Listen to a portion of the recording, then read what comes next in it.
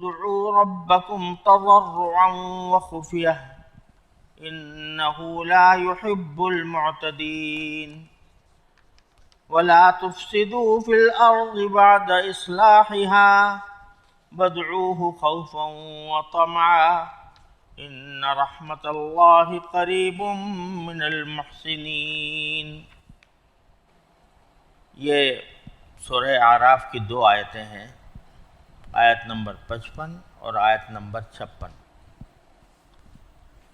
ترجمہ ان کا یہ ہے کہ تم اپنے پروردگار کو عاجزی کے ساتھ چپکے چپکے پکارا کرو، یقیناً وہ حد سے گزرنے والوں کو پسند نہیں کرتا، اور زمین میں اس کی اصلاح کے بعد فساد برپا نہ کرو، اور اس کی عبادت اس طرح کرو کہ دل میں خوف بھی ہو اور امید بھی۔ یقیناً اللہ کی رحمت نیک لوگوں سے قریب ہے۔ جیسا کہ پیچھے عرض کیا گیا تھا، عرب کے کفار اور مشرکین یہ تو مانتے تھے کہ اللہ تبارک و تعالیٰ نے آسمان و زمین پیدا کیے ہیں، لیکن ان کا تصور کچھ ایسا تھا کہ آسمان و زمین کو پیدا کرنے کے بعد اللہ تعالیٰ ایک طرف ہو گئے ہیں، اور اب کائنات پر جو تصرفات ہیں وہ یہ دیوتا کرتے ہیں، جن کے انہوں نے مختلف نام رکھے ہوئے تھے، لہٰذا وہ مرادیں بھی انہی سے مانگتے تھے۔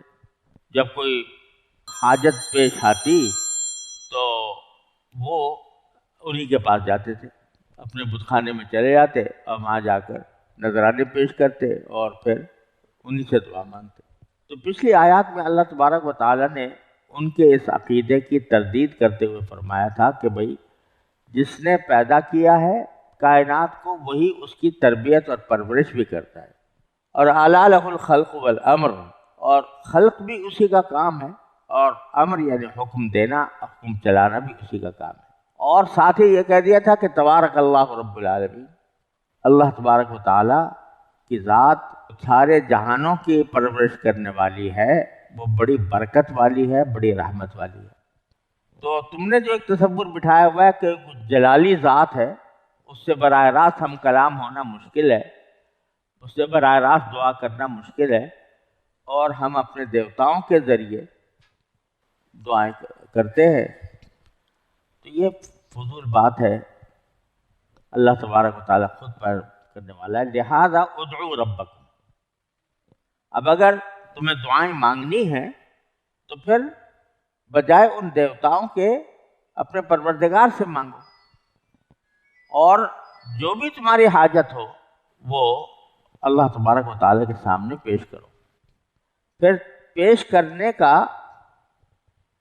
سلیقہ بھی بتا دیا کہ دعا اپنی حاجتیں جب پیش کرو، اللہ تعالیٰ سے دعا مانگو تو کس طرح مانگو۔ 2 لفظ استعمال فرمائے، تضرعا بخیفہ، تضرعا بخفیہ، کہ تضرعا کے معنی یہ کہ عاجز سے مانگو۔ تضرع کا جو لفظ ہے عربی زبان میں وہ عاجزی کے لیے بھی آتا ہے، عاجزی کے اظہار کے لیے بھی آتا ہے، اور گڑ گڑانے کے لیے بھی آتا ہے۔ تو جب اللہ تعالیٰ سے مانگو تو گڑ گڑا کر مانگو، اپنے آپ کو عاجز سمجھ کر مانگو، اور خفیہ یعنی چپکے چپکے دھیمے الفاظ دعا مانگو، لیکن عاجزی کے ساتھ۔ تو اس میں یہ بتا دیا کہ دعا کی قبولیت کے لیے یہ ضروری ہے کہ انسان اللہ تعالیٰ کے سامنے اپنے عجز و انکسار کا اظہار کرے، اس کے الفاظ بھی عجز و انکسار کے مناسب ہوں، لب و لہجہ بھی تواضع والا ہو، دعا مانگنے کی حیت بھی ایسی ہو کہ جس سے پتہ چلے کہ یہ ایک بندہ ہے جو اپنے آقا سے اپنی مرادیں مانگ رہا ہے۔ لہذا اس طرح دعا کرنا کہ جس میں مانگنے کا کوئی پہلو ہی نہ ہو، جیسے بعض اوقات دعا پڑھ لیتے ہیں، فلاں دعا پڑھ لی، دعا پڑھنے سے دعا نہیں ہوتی، دعا مانگنے سے ہوتی، اور وہ یہ کہ آدمی دھیان کے ساتھ مانگ رہا ہوں کہ میں فلاں چیز مانگ رہا ہوں، اس کی ضرورت کا باری تعالیٰ کے سامنے اظہار کر رہا ہوں۔ اب جیسے ادعیہ معصورہ ہے جو نبی کریم صلی اللہ علیہ وسلم سے ثابت ہے، عظیم الشان دعائیں ہیں، بندگی کا اعلیٰ مظہر ہے، لیکن اگر اس کو صرف تلاوت کی طرح پڑھ لیا تو یہ تلاوت کی چیز نہیں ہے، وہ مانگنے کی چیز ہے، لہذا اس کو مانگنے کے انداز سے مانگنا چاہیے، عز و انکسار کے ساتھ۔ اگر آدمی کو پتہ ہی نہیں ہے کہ میں کیا مانگ رہا ہوں تو وہ دعا کیا ہوئی؟ البتہ برکت کے لیے نبی کریم صلی اللہ علیہ وسلم کی ادعیہ کا پڑھ لینا یہ اپنی جگہ، ایک شاید یہ بھی اللہ تبارک و تعالیٰ کو پسند ہو اور اللہ تعالیٰ اپنے فضل و کرم سے وہ عطا فرما دیں وہ باتیں جو آپ نے مانگی ہیں، لیکن اصل دعا نہیں۔ اصل دعا یہ ہے کہ آدمی تضرعاً مانگے، گڑ گڑا کر مانگے۔ اب جیسے نماز کے بعد یاد ہو گئے بھی کچھ دعائیں، یا نماز کے آخر میں درود شریف کے بعد ایک دو دعائیں یاد کی ہوئی ہیں، بس وہ پڑھ لی تو یہ دعا نہ ہوئی۔ یا جیسے اتحیات پڑھ لی اسی طرح وہ دعا بھی پڑھ لی۔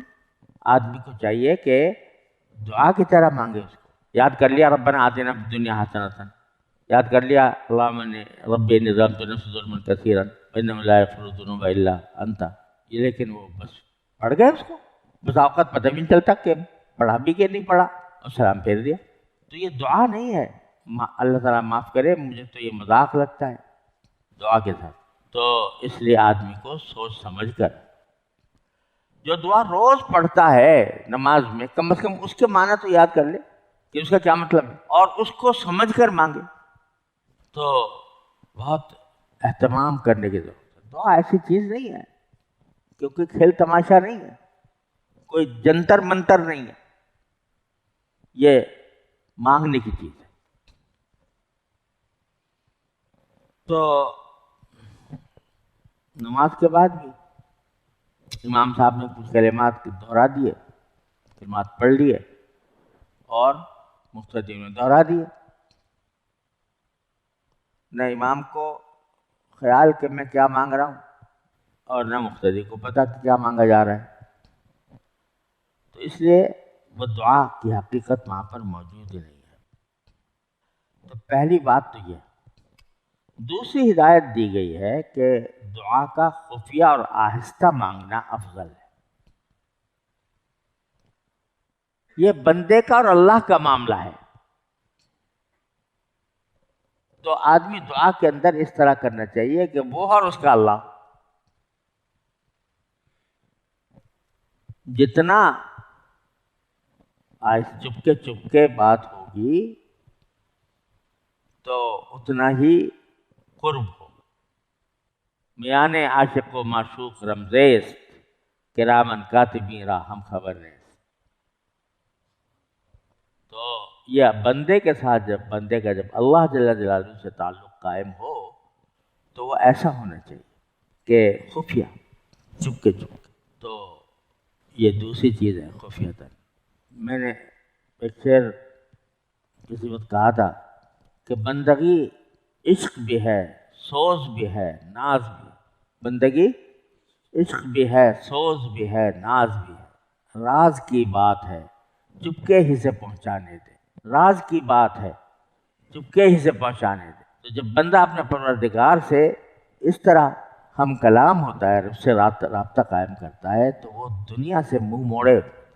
لہذا اس کو شور مچانے کی حاجت نہیں، اس کو بلند آواز کی ضرورت نہیں، وہ چپکے چپکے اپنے پروردگار سے کہے گا، وہی اس کو اپنے پروردگار سے قریب کرے گا۔ اس لیے اس پر اتفاق ہے کہ دعاؤں میں افضل وہی ہے جو آہستگی کے ساتھ ہو۔ بندگی عشق بھی ہے، سوز بھی ہے، ناز بھی ہے، راز کی بات ہے چپکے ہی سے پہنچانے دے۔ تو بہرحال تو آہستہ مانگنا،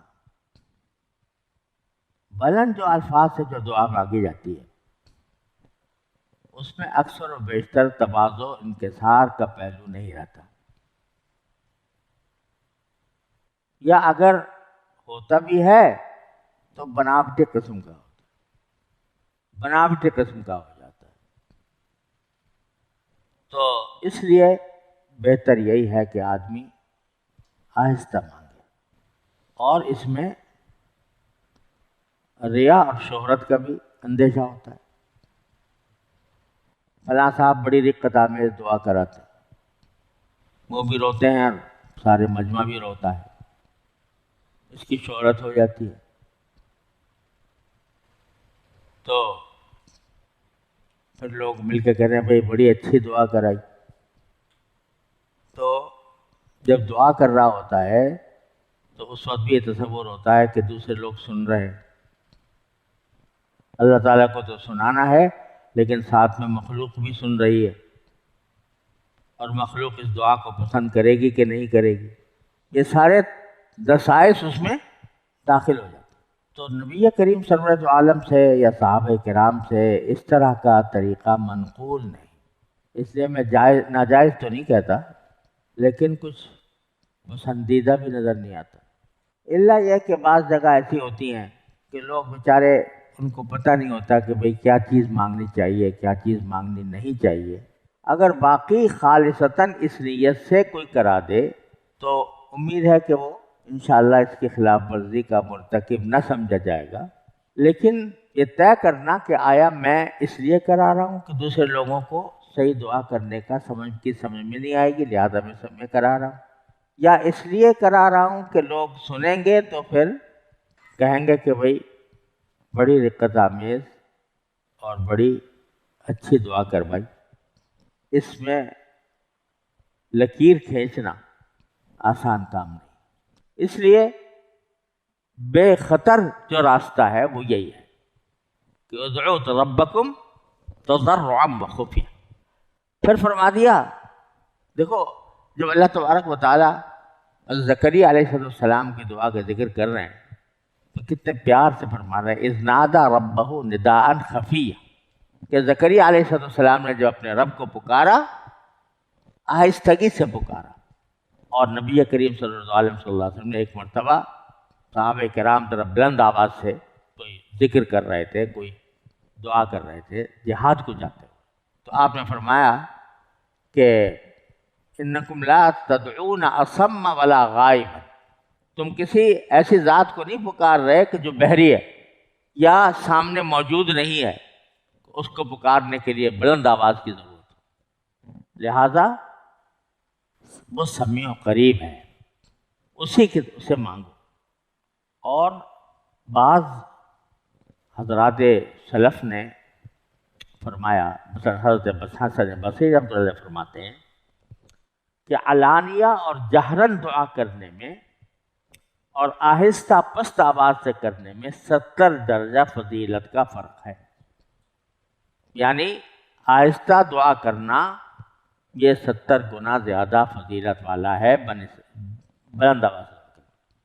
ہمارے حضرت والد ماجد رحمۃ اللہ علیہ لکھتے ہیں معارف القرآن میں کہ سلف صالحین کی عادت یہ تھی کہ ذکر و دعا میں بڑا مجاہدہ کرتے اور اکثر اوقات مشغول رہتے تھے، مگر کوئی ان کی آواز نہیں سنتا تھا، بلکہ ان کی دعائیں صرف ان کے اور ان کے رب کے درمیان رہتی تھی۔ ان میں بہت سے حضرات پورا قرآن حفظ کرتے اور تلاوت کرتے رہتے تھے، مگر کسی دوسرے کو خبر بھی نہیں ہوتی تھی، اور بہت سے حضرات بڑا علم دین حاصل کرتے مگر لوگوں پر جتلاتے نہیں پھرتے تھے۔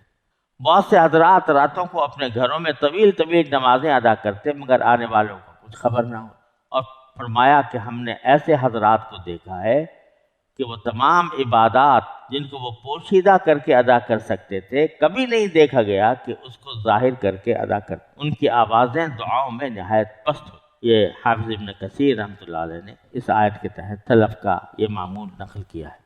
حضرت ابن جریج نے فرمایا کہ دعا میں آواز بلند کرنا اور شور کرنا مکروہ ہے۔ امام ابو بکر جصاص حنفی رحمۃ اللہ علیہ نے احکام القرآن میں فرمایا کہ اس آیت سے معلوم ہوا کہ دعا کا آہستہ مانگنا بنسبت اظہار کے افضل ہے، اور حنفیات کے ہاں جو آمین آہستہ سے کہی جاتی ہے وہ بھی اس کی ایک حکمت یہ ہے علاوہ حدیث کے دلائل کے کہ آمین بھی ایک دعا ہے، لہذا وہ روایتیں حنفیہ نے راجح قرار دی ہیں جن میں آمین کو آہستہ کہنا منقول ہے۔ یہاں ادعو کا جو لفظ ہے اس کا میں نے ترجمہ یہ کیا کہ اپنے رب سے دعا کرو، لیکن اس کے معنی ایک اور بھی ہو کہ اپنے رب کا نام لو، کو پکارو، اس کا ذکر کرو، تو سے ذکر کے اندر بھی ذکر سری کی افضلیت معلوم ہوتی ہے کہ ذکر میں بہتر یہی ہے کہ جتنا وہ آہستہ ہو اتنا ہی بہتر ہے۔ البتہ ذکر جہر اگر مفرط نہ ہو تو ناجائز وہ بھی نہیں ہے، اور بعض مرتبہ مشائخ علاج کی غرض سے کسی کو ذکر جہر کی بھی تلقین کرتے رہے، وہ علاج ہے، افضل یا مسنون اس کو نہیں کہا جا سکتا۔ پھر آگے فرمایا انہ لا یحب المعتدین، اللہ تبارک و تعالی حد سے تجاوز کرنے والوں کو پسند نہیں کرتا۔ اب حد سے تجاوز کیا ہوتا ہے؟ دعا کے سیاق میں اگر اس کو دیکھا جائے تو اس میں بعض اوقات یہ ہے کہ الفاظ بڑے پرتکلف استعمال ہو رہے ہیں، مسجع مقفع تکلف کے ساتھ بنائے جا رہے ہیں، یہ آدمی اپنی بات کو بہت زیادہ مزین کر کے بیان کرنے کی خاطر تکلف سے کام لے رہا ہے، یا کوئی ایسی چیز مانگ رہا ہے کہ جو مستحیل ہے، جو عقلاً محال ہے، وہ چیز مانگنی شروع کر دے کوئی آدمی، تو یہ حد سے تجاوز ہے۔ یا کوئی ایسی بات مانگنے لگے کہ کوئی دعا مانگ رہا ہے اور اس میں قید شرطیں لگا رہا ہے کہ فلاں چیز فلاں طرح کی چاہیے۔ ایک روایت میں ہے کہ حضرت عبداللہ بن مغفل رضی اللہ تعالیٰ عنہ، انہوں نے اپنے صاحبزادے کو دیکھا کہ وہ دعا مانگ رہے ہیں کہ یا اللہ میں آپ سے جنت میں سفید رنگ کا داہنی جانب والا محل طلب کرتا ہوں، یعنی رنگ بھی طے کر دیا اس محل کا اور جانب بھی طے کر دی دائیں جانب والا۔ تو حضرت عبداللہ بن مغفل نے ان کو ٹوکا اور فرمایا کہ دعا میں ایسی قید شرطیں لگانا حد سے تجاوز ہے۔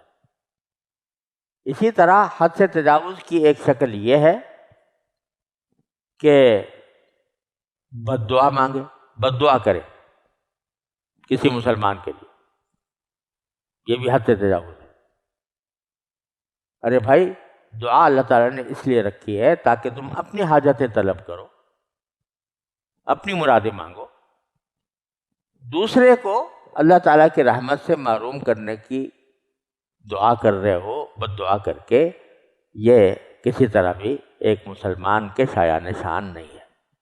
البتہ ساتھ ہی حدیث میں یہ فرمایا گیا کہ مظلوم بعض اوقات بے اختیار اپنے ظلم کی وجہ سے بے اختیار ظالم کے خلاف کوئی دعا کرتا ہے، بد دعا دیتا ہے، تو وہ بڑی خطرناک چیز ہے، اور اس کے بارے میں رسول کریم صلی اللہ علیہ وسلم نے فرمایا کہ اس کے اور اللہ کے درمیان کوئی پردہ نہیں ہوتا۔ اللہ تعالیٰ مظلوم کی دعا سے بچو، اتقی دعوت المظلوم، تو وہ ایک غیر اختیاری صورت ہے، لیکن عام حالات میں کسی کے لیے بد دعا کرنا ٹھیک نہیں ہے۔ اب آگے جو جملہ ارشاد فرمایا وَلَا تُفْسِدُوا فِي الْأَرْضِ بَعْدَ إِصْلَاحِهَا، اور زمین میں فساد نہ پھیلاؤ اس کی اصلاح کے بعد، یہ جملہ بیچ میں لائے ہیں اللہ تبارک و تعالیٰ کہ اگر تم دعا کسی ایسے سے مانگو گے جس سے مانگنا روا نہیں، جیسے بتوں سے یا شرک کے طور پر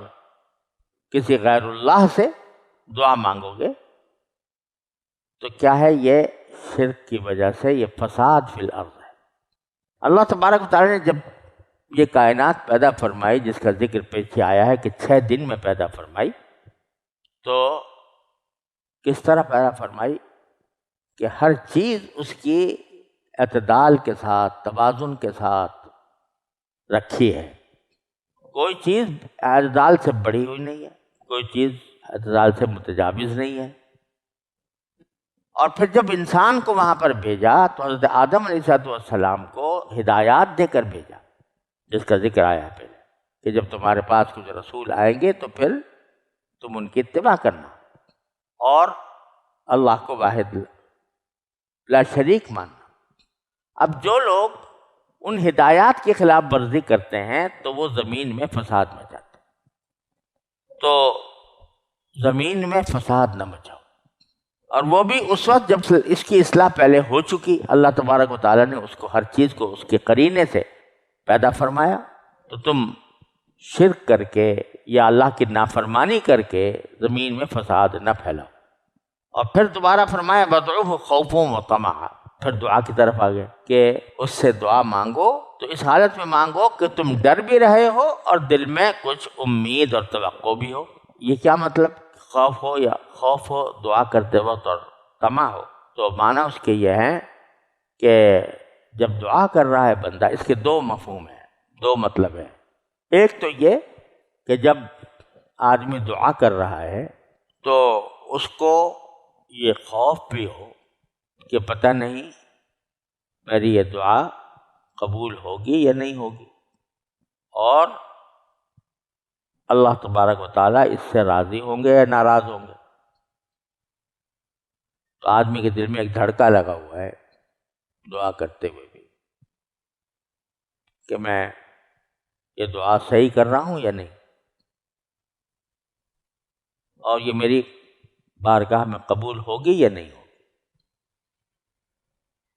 اور طمع میں یہ امید لیے ہوئے ہے کہ جب میں اپنے پروردگار سے مانگ رہا ہوں، وہ رحمان ہے، وہ رحیم ہے، ہر چیز پر قادر ہے، تو ضرور دے گا۔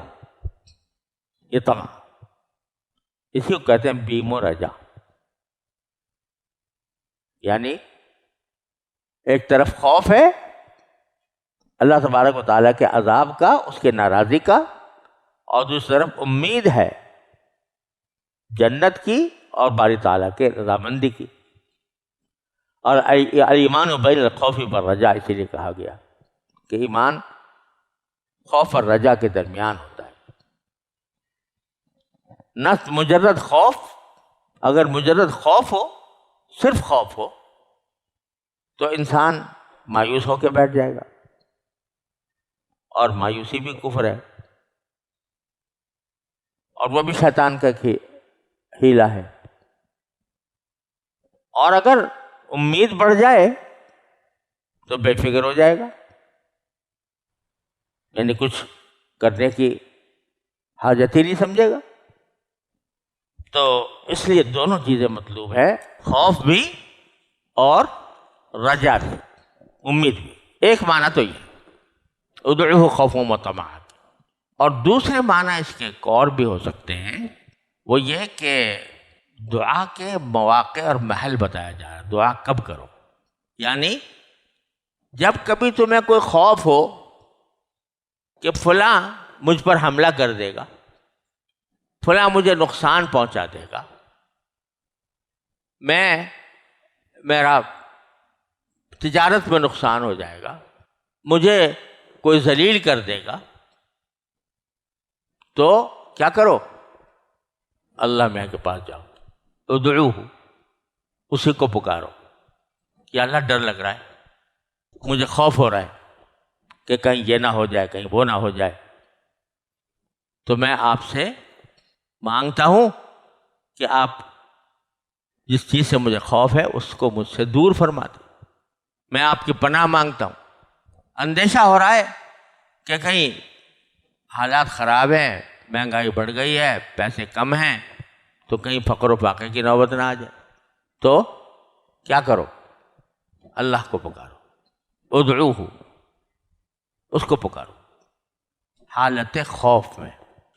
وطمع، یعنی جو چیز تم چاہتے ہو کہ ہو جائے، اس کی طمع ہے تمہارے دل میں، اس کا شوق ہے تمہارے دل میں کہ فلاں کام ہو جائے، میرا فلاں ملازمت مجھے مل جائے، میری تجارت کامیاب ہو جائے، میرے رزق میں اللہ بسعت آ جائے، اور مجھے اللہ تبارک و تعالیٰ کی عبادت کی توفیق ہو جائے، میری زندگی اللہ تعالیٰ کی رضا کے مطابق ہو جائے، تو کیا کرو؟ ادعوہ، اسی کو پکارو، حالت خوف ہو یا حالت طمع ہو، ہر حالت میں اللہ کو پکارو۔ اب یہ وہ نسخہ ہے جو بڑے بڑے مجاہدات کرنے سے بھی جو مقصد حاصل ہوتا ہے، وہ اس چھوٹے سے مختصر نسخے سے حاصل ہوتا ہے۔ سارے مجاہدات کا حاصل کیا ہوتا ہے کہ اللہ جل جلالہ سے تعلق مضبوط ہو جائے۔ اب نہ زمانہ رہا ان مجاہدات کا، نہ کسی کے اندر وہ طاقت رہی، تو اب آسان راستہ جو ہے وہ یہ ہے کہ اپنے اللہ سے تعلق قائم کرنے کے لیے ہر وقت دعا مانگتے رہو. کوئی خوف ہے اللہ سے مانگو، کوئی حاجت ہے جس کی طمع ہے اللہ سے مانگو. تو ہر حالت میں اپنے پروردگار سے مانگتے رہو. جتنا جتنا مانگو گے، قطع نظر اس کے کہ کیا مل رہا ہے کیا نہیں مل رہا، لیکن مانگتے رہو مانگتے رہو مانگتے رہو، تو اس کے نتیجے میں اللہ جل جلالہ کا قرب اور اس کے تعلق کی مضبوطی حاصل ہوگی. اور اس کی دعا کی ترغیب دینے کے لیے ایک ایسی خوبصورت بات فرمائی کہ ان رحمت اللہ قریب من المحسن. یہ لوگ جن کا بھی ذکر آیا کہ جو عاجزی سے مانگتے ہیں، چپکے مانگتے ہیں، خوف کی حالت میں بھی مانگتے ہیں، طمع کی حالت میں بھی مانگتے ہیں، اور فساد کے قریب نہیں جاتے، حد سے تجاوز نہیں کرتے، وہ کون ہیں؟ وہ محسنین ہیں. ان کو احسان کا درجہ حاصل ہو. جو ہر وقت اپنے اللہ سے جڑا ہوا ہے، اللہ تبارک و تعالیٰ سے مانگتا رہتا ہے، تو اس کو احسان کا درجہ حاصل ہو گیا، وہ محسنین میں شامل ہو گیا. اور جب محسنین میں شامل ہو گیا تو ان رحمت اللہ قریب من المحسنین، اللہ کی رحمت ان احسان رکھنے والوں سے قریب ہے. یہ نہ سمجھو کہ یہ دعائیں بیکار جائیں گی. اللہ تعالیٰ کی رحمت قریب ہے محسنین سے. اب وہ رحمت یا تو اس شکل میں ہو کہ جو تم مانگ رہے ہو وہ دے دے، یا اس شکل میں ہو کہ تم ایک غلط چیز مانگ رہے ہو، تمہارے حق میں جو نقصان دہ چیز ہے وہ مانگ رہے ہو، اللہ تعالیٰ اس سے اچھی دے دے. تو یہ سب رحمت کے اندر داخل ہے. وہ محسنین سے قریب ہے. یعنی جب دعا مانگو تو اگرچہ خوف اور طمع دونوں ہونے چاہیے، لیکن ساتھ میں یہ ذہن میں رکھنا کہ اللہ کی رحمت قریب ہے محسنوں سے. اگر میں محسنین میں داخل ہو جاؤں تو پھر اللہ کی رحمت مجھ سے دور نہیں ہو سکتی. یہ سوچ کر دعا کرو. ان رحمت اللہ قریب من المحسنین. اب یہاں کسی کو اشکال ہو سکتا ہے کہ رحمت جو ہے وہ تو مؤنث ہے اور خبر اس کی قریبتن ہونی چاہیے. ان رحمت اللہ قریبن کہا گیا ہے، بظاہر قریبتن ہونا چاہیے تھا عربی کے قاعدے سے، نحو کے قاعدے سے. لیکن یہ لغت کا بہت اعلیٰ مقام ہے جو یہاں پر اختیار کیا گیا ہے. اس میں اہل لغت نے یہ بات بھی بیان کی ہے کہ قرب جو ہوتا ہے وہ دو قسم کا ہوتا ہے. ایک قرب ہوتا ہے نسب کا قرب، کہ فلاں میرا نسبی قریبی رشتہ دار ہے. اس قرب کے لیے تو اگر کسی مؤنث کا ذکر ہے تو اس کو مؤنث ہی لایا جائے گا، مذکر نہیں لایا جا سکتا. جیسے کوئی شخص کہے کہ فلانۃ قریبۃ منی، تو وہ قریبہ نسب کی قریبہ ہے، وہاں تو قریبہ ہی کہیں گے. لیکن اگر قرب سے مراد قرب مسافت ہے تو پھر وہاں پر دونوں جائز ہیں. وہ پھر تانیث لفظی ہو جاتی ہے، لفظی معنوی ہو جاتی ہے. تو اس کے نتیجے میں دونوں طرح اس کے لیے موصوف یا مبتدا دونوں طرح آ سکتا ہے. جیسے کہتے ہیں دارہ قریب منی اور قریبۃ منی، دونوں جائز. بعض علماء نحو نے تو یہ قرار دیا ہے. اور سیبویہ کا کہنا یہ ہے کہ یہاں جو رحمت کو مذکر اس لیے لایا گیا ہے کہ اس کی اضافت اللہ تعالیٰ کی طرف ہو رہی ہے، اور اللہ جل جلالہ کی جو رحمت ہے وہ مؤنث نہیں ہوتی، وہ مذکر ہی ہوتی. لہذا ان رحمت اللہ قریب من المحسنین، مضاف الیہ کی وجہ سے مضاف کی جو خبر ہے وہ بھی مذکر لائی گئی ہے. اب یہ میں نہیں کہہ رہا، یہ سیبویہ کہہ رہا ہے ان رحمت اللہ قریب من المحسنین. اور بعض حضرات نے یہ بھی کہا ہے، تعبیل ہے وہ، کہ رحمت جو ہے وہ رحم کا مصدر ہے، تو رحم مذکر ہے، رحمت سے مراد رحم ہے، لہذا قریب لائے گا. اصل بات یہ ہے کہ نحوی قواعد جو ہوتے ہیں یہ خود سماع پر موقوف ہوتے ہیں. وہ قواعد ایسا نہیں ہے کہ قواعد پہلے بنے ہوں اور لغت بعد میں وجود میں آئی ہو. اس کے برعکس لغت پہلے وجود میں آتی ہے اور قواعد اس کے دیکھ کر بنائے جاتے ہیں. لہذا قواعد نحو و صرف میں سب سے بڑی دلیل سماع ہوتی ہے. تو یہ اس طرح سنا گیا ہے. سیدھی سی بات یہ کہ رحمت کے ساتھ قریب کا لفظ مذکر لا کر سنا گیا ہے، اور اس پر جاہلیت کے شعراء کے اشعار بھی موجود ہیں. تو یہ اگر وہ قاعدے کے اوپر پورا منطبق نہیں ہو رہا تو ہونا ہو، لیکن سماع اسی طرح رحمت اللہ قریب من المحسن.